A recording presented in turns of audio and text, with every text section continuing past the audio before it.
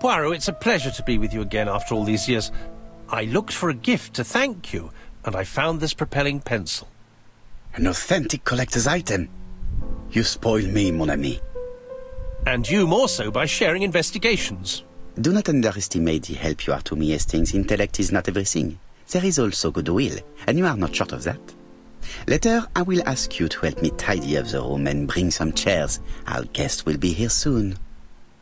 Ah, is Thora Grey coming? Naturally. She is a fascinating young woman, n'est-ce pas?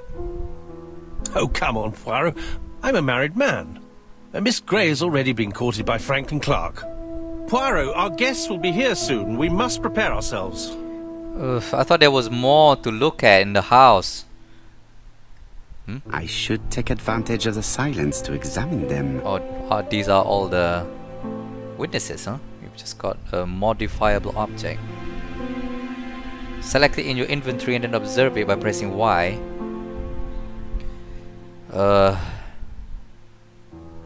Press RB, okay.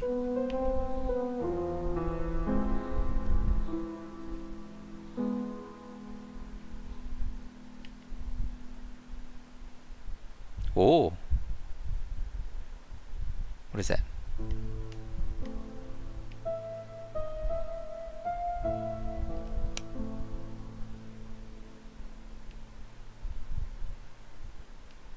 Why?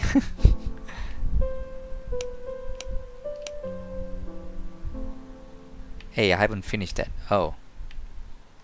Oh, okay. This is the only thing left? Fine.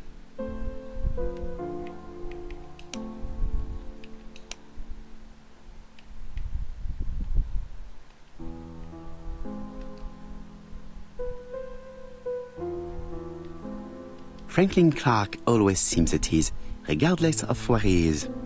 Something that's unique to people who travel. I ought to concentrate on my guests.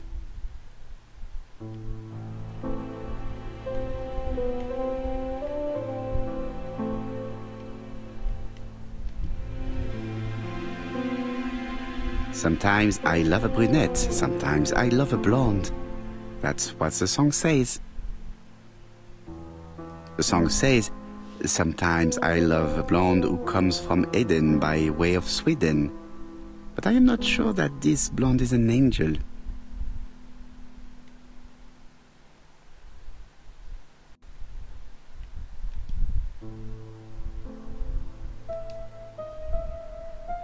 Donald is always on edge.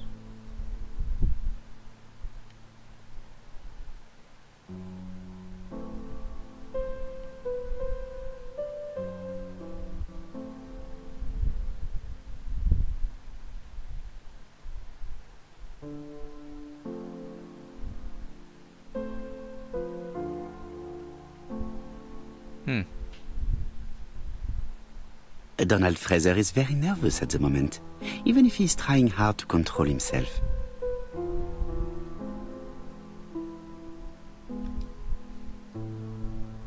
She appears to have taken more care with her appearance than the last time.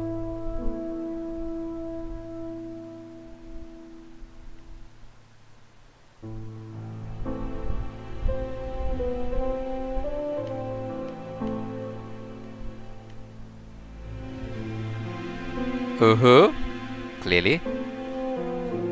She's looking at Mr. Fraser out of the corner of her eye. Did she make herself beautiful for him? Well, she obviously looking at him. It's not even at the corner of her eye.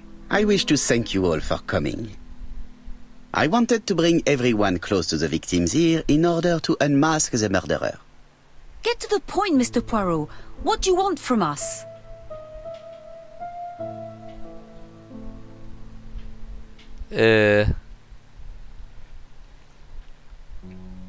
Megan, dear girl, please be patient.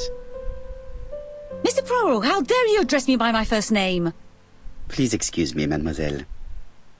What I ask is that you search your memories. The murderer must have left some trace. Yes, he must have prepared his crimes very carefully. Tout à fait. He did not get to Bexhill at midnight in order to strangle a young girl whose name, by chance, starts with B. Must we go into that? What do you think we're here? You're here. Small donkey.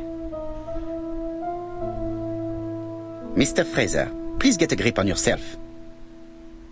Well, I want to help you, but I don't remember anything else. Nothing I haven't already said. And you, Mademoiselle Barnard? Did your sister say she was seeing another man? She never would have told me.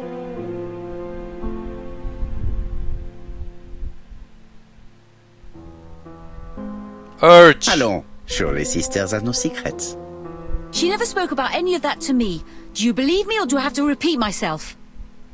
Betty knew I didn't approve of her behaviour. Her flirting was spoiling any chance she might have had. Tell me, mademoiselle, what did you talk about with your sister? Silly things.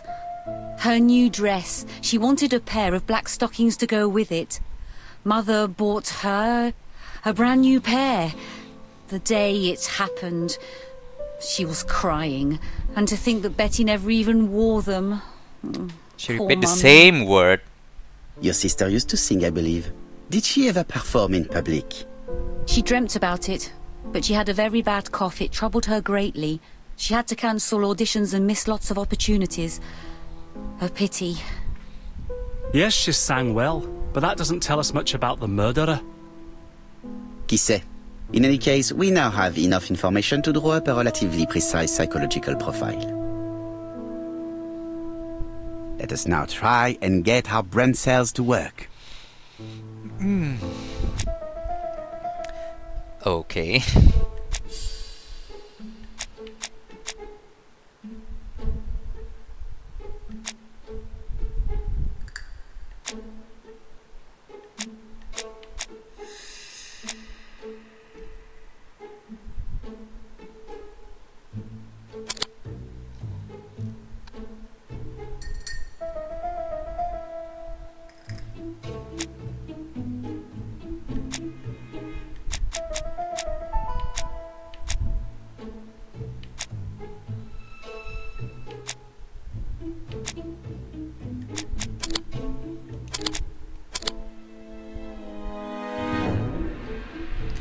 Okay. The killer is seducer, apparently.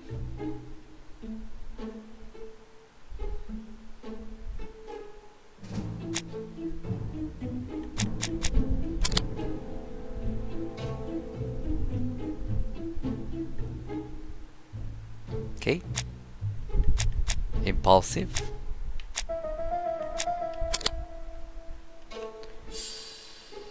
He is not impulsive. Methodical, even. Is the killer generous? Sure. What do you mean, generous? Well, I guess it's generous of him to tell that he's the killer.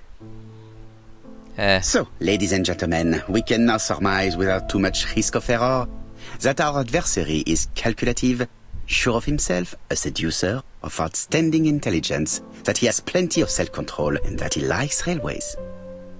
It's a good start. Other meetings may be necessary. I hope that you will be able to come back again. Well, it's just that... Huh?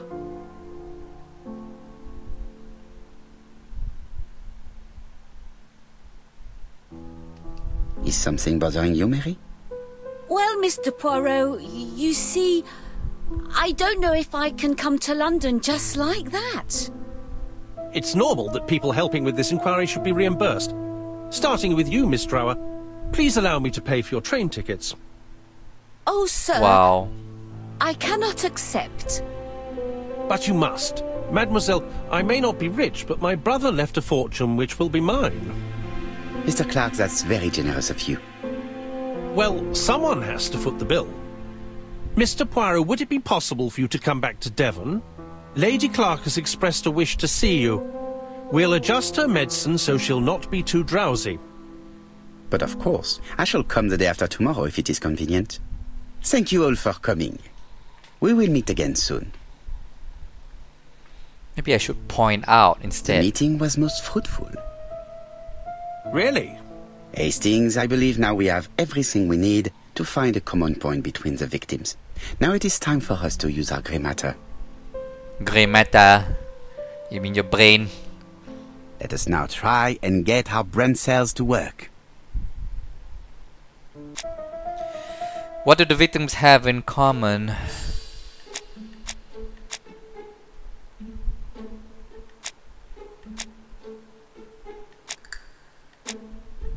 Oh.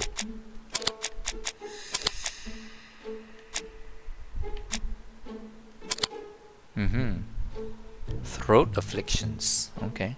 Yeah, they seem to have that common point.